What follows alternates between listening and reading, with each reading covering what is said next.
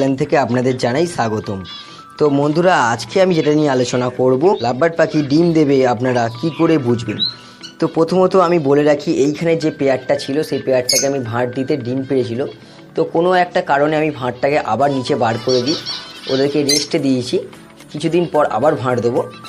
তো এই একটা লক্ষণ করেছি যে ককটেল পাখি দেখবেন ভাঁড় দিলে মেল পাখিটি ভাঁড়ে ঢুকে যায়, ঢুকে গিয়ে ভাঁড়টা দেখে পছন্দ হয়েছে কি না।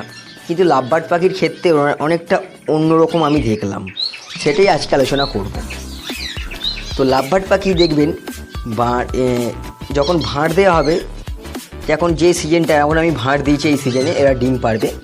তো এখানে দেখতে পাচ্ছেন মেল ফিমেল আছে, যেটা আছে সবুজ কালারটা সেটা আছে ফিমেল।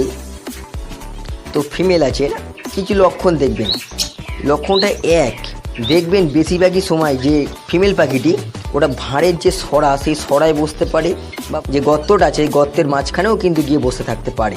এর আমি বেশিরভাগই লক্ষ্য করছি ওপরে সরা বসে আছে। এবার আমি যখন দূর থেকে লক্ষ্য করছি, যখন আমাকে পাখিটা দেখতে পাচ্ছে না, তখন দেখলাম টুকুস করে ঢুকে গেল ভাঁড়ের ভেতরে, বেশ কিছুক্ষণ থাকে। এবার আমি যখন ঘরে প্রবেশ করছি, তখনই মেল পাখিটি একটা সাউন্ড আওয়াজ করছে, তাকে সতর্কবার্তা দিচ্ছে ফিমেলটাকে, ফিমেলটা আবার বেরিয়ে আসছে।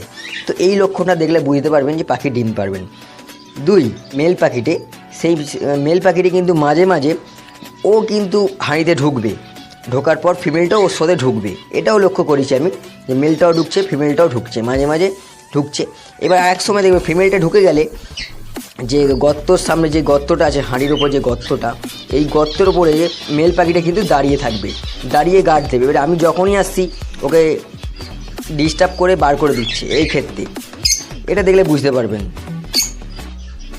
তাছাড়া আর একটা সহজ পদ্ধতি, এটা এই পাখিটি আমি দেখলাম ম্যাটিং করেছে, ম্যাটিং করার পরে যে পাখির ভেন থাকে সেই পাখির ভেনটা কিন্তু হালকা ফুলে থাকবে।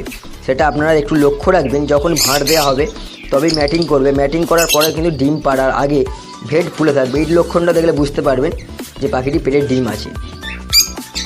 তো সবচেয়ে বড় কথা হলো এই যে আপনাদের এই যে আমি ক্যামেরার মাধ্যমে ভিডিও করছি, সেক্ষেত্রে আপনাদেরকে বলি যে পাখিকে এই যে লাভবার্ড পাখি যদি ডিস্টার্ব করা হয় তাহলে কিন্তু আর ডিম পারবে না। তো ডিম পাড়ার লক্ষণগুলো আমি আজ আপনার সাথে শেয়ার করলাম। তবে এই যে পেয়ারগুলো আছে কিছুদিনের মধ্যে ডিম দেবে, সে ডিম দিলেও আপনাদেরকে দেখাবো এরকম কি প্রোগ্রেস করে, সেটা আপনার সাথে শেয়ার করব। ঠিক আছে বন্ধুরা, যদি ভিডিওটা ভালো লাগে একটা অবশ্যই লাইক দেবেন। ভালো থাকবেন, সুস্থ থাকবেন, দেখতে থাকবেন loving pets empire YouTube channel.